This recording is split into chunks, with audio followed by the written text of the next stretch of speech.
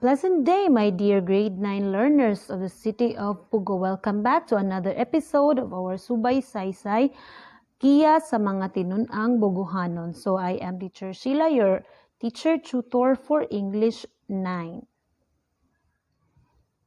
So we are now on the 6th week of quarter 3, and our topic for today is all about appreciating sensory images. Learning competency: express appreciation in sensory images used and their learning objectives. At the end of the lesson, you will be able to identify the different kinds of sensory imagery. The second one, determine words used that appeal to the senses. And the third one, express appreciation for sensory images. Before we proceed with the discussion of today's lesson, let us try to have a review first of our topic last week, which is judging the validity of evidence. Now, in evaluating a source, we must be guided with the 3 different questions. So the first one is, who is the author of the source? So what are his or her credentials? Or is he or she an expert in a field? So if we are unsure, then we have to do our own research about that particular author or the particular organization where he or she belongs. Now, the second one is, how did the source get the information? Now, if the source includes references, look at a few of the references. Okay, so does it look like the author is citing the source correctly? So we may use our best judgment. So the third one is, what if the source you've found doesn't have references? So if a source doesn't include references, then we have to try to see if we can fact check the information in other ways. So for example, if you're looking at news articles that quotes the experts in a field, so we have to do a search of the expert's name and see what information you can find about him or her. So we also have the different types of sources. So we have 3 different types of sources. First, we have the scholarly source, the trade source, and a popular source. Now, what is the difference between and among the 3? So a scholarly source is written by an expert for other experts in the same field. And the second one, a trade source, is written by a professional in a particular industry for others in that same profession. Okay? And the third one, a popular source, is written for broad consumption. The author generally does not assume the audience will have extensive background knowledge on the topic. So those are the things that we had discussed last week. So let's now try to have a new lesson for today. So what image do you see in your mind when you read the sentence, "The big juicy burger with its melted cheese and red tomatoes made my mouth water and my stomach grumble"? So what image do you see in your mind? Is this image closer to what you have in your mind?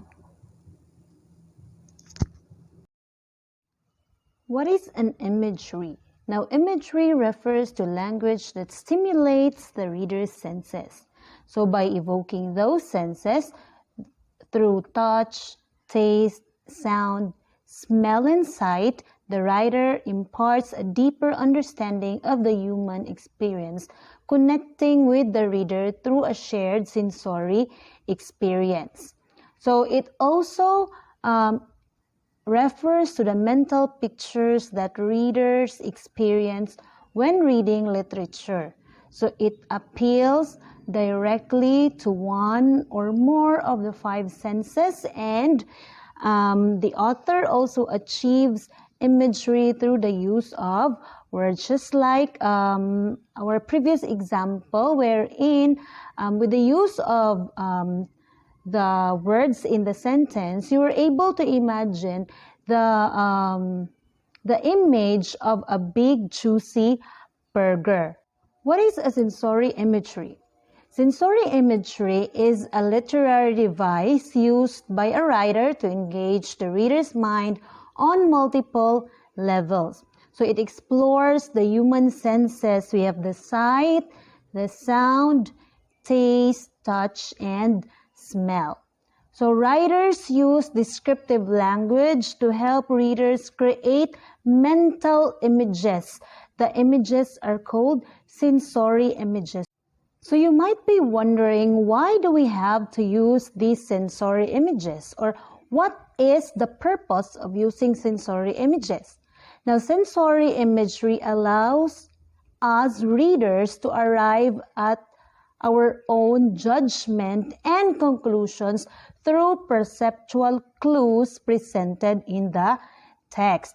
So these mental images do not limit to descriptions of how things look, but also to how things smell like, taste like, sound like, and feel like. So these images may come in a combination with any descriptions that appeal to the human senses. So in this manner, scenes from the literary piece come to life. And with the use of mental images, we're able to activate our imagination. Okay? Now, there are different types of sensory images. First, we have the visual imagery. So, when we say visual imagery, it engages the sense of sight. Okay? These are images formed from descriptions of physical attributes such as colors, size, shape, lightness and darkness, shadows, and shade. So, those are visual imagery. So an example to visual imagery, I have here a sentence. It was dark and dim in the forest. So as you can see beside the sentence, you can see there a picture. All right, so that could possibly be one of the images that you can imagine upon reading the example sentence. So another example to visual imagery is, the night was black as ever, but bright stars lit up the sky in beautiful and varied constellations which were sprinkled across the astronomical landscape. So in this example, the experience of the night sky is described in depth with color. You have there black as ever and bright. So the shape, you have there varied constellations and the pattern which is sprinkled. The second type of sensory images is the gustatory imagery. So these are sensory images that you can taste. So these images describe the basic tastes such as sour, sweet, salty, bitter, and umami. So these includes textures and sensations tied to the act of eating. So obviously, gustatory imagery appeals to the sense of taste. Okay? For example, she did not even notice that her mouth watered as she imagined the sour and tangy tamarind. So, the picture beside the sentence could be one of the mental images that you can see in your mind upon reading the example sentence. So another example is, the candy melted in her mouth and swirls of bittersweet chocolate and slightly sweet but salty caramel blended together in her tongue. Okay, so with the in-depth description of the candy's various flavors, the reader can almost experience the deliciousness directly. So as you can see, based on the words that are being used, you can almost experience, or you can almost imagine how delicious is the candy. The third type of sensory images is the tactile imagery. Now, these are words that appeal to the sense of touch. So it includes textures, sensations, and even temperature felt when touching something. So it appeals to the sense of touch. Okay, so let's have an example. The scorching heat of the sun reminds me that it is summer already. So with the example, we can really say that the scorching heat of the sun really appeals to the sense of touch. Okay, so let's have another example. So example number 2. After the long run, he collapsed in the grass with tired and burning muscles. So the grass tickled his skin and sweat cooled on his brow. So in this example, imagery is used to describe the feeling of strained muscles, grass tickle, and sweat cooling on the skin. The fourth type of sensory images is the auditory imagery.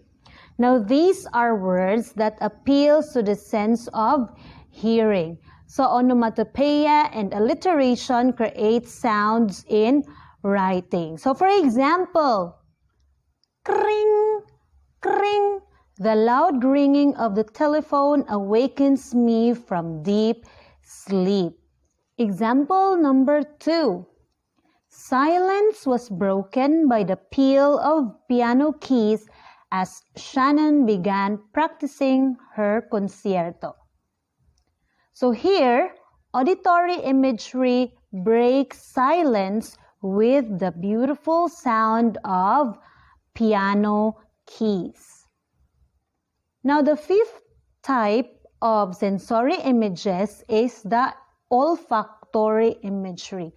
Now, this sensory image appeals to the sense of smell of the reader. So, it evokes emotions and memory.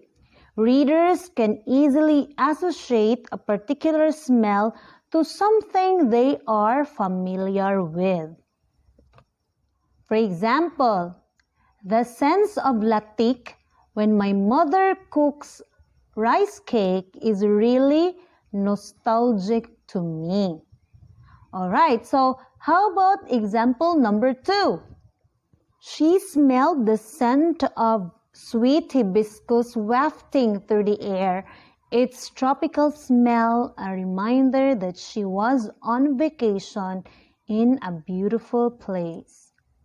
Now in this example, the scent of hibiscus helps describe a scene which is relaxing, warm, and welcoming.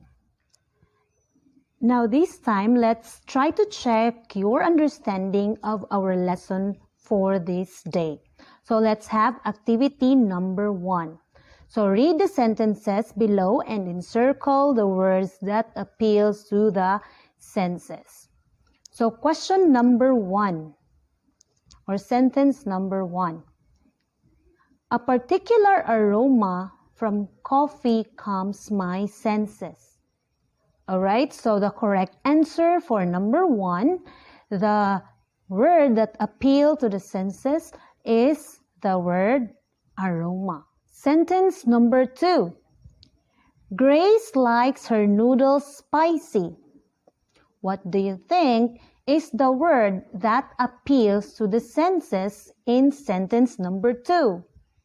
Alright, so if you answered spicy for number 2, then you are correct. Let us now move on to sentence number 3. So there was an enormous dark cloud that covered up the whole city. What do you think is the word or words that appeal to the senses in sentence number 3? So the correct answer for number 3, or the word or words that appeal to the senses, is enormous dark. Alright, let's have number 4. I was surprised by a squeaking sound coming under my bed. What do you think is the word that appeals to the senses? Okay, so in sentence number 4, the word squeaking appeals to the sense of hearing. Alright, number 5. The warmth of a mother's hug can ease the heart's worry. What do you think is the word that appeals to the senses in the sentence number 5? Alright, so the correct answer for sentence number 5, or the word that appeals to the senses, is the word warmth. So I hope that you get the perfect score of 5 for our activity number 1. Okay, so let's now have activity number 2 in your learning activity sheet. So you are going to arrange the words on the table. Write each word to its corresponding sensory imagery. Now as you can see, there is a table there containing different words. Now, each of the words appeals to different senses, so the 5 different senses. Now, all you have to do is to group the following words according to the imagery that they where they belong. Okay,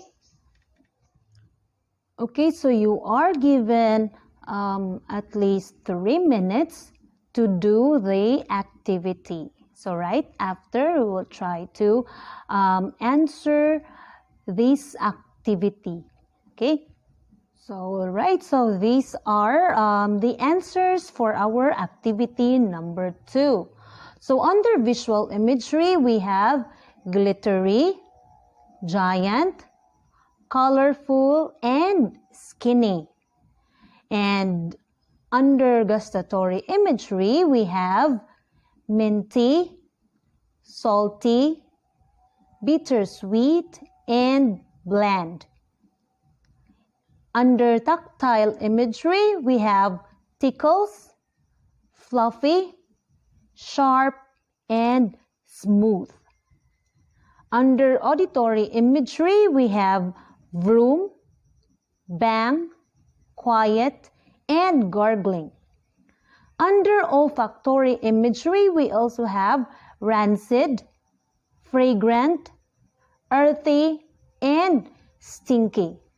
So I hope that you got all the correct answer for this activity.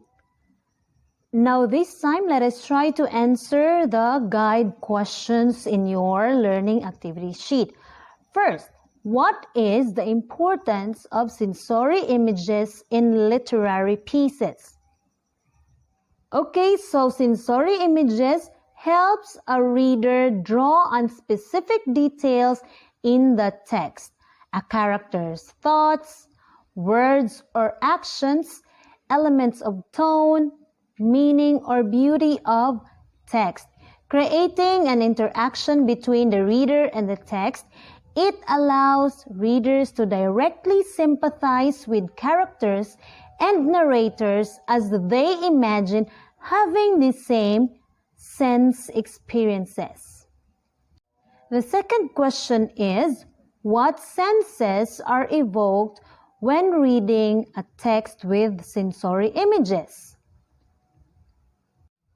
So of course, in reading a text, all the senses or all the five senses are being evoked.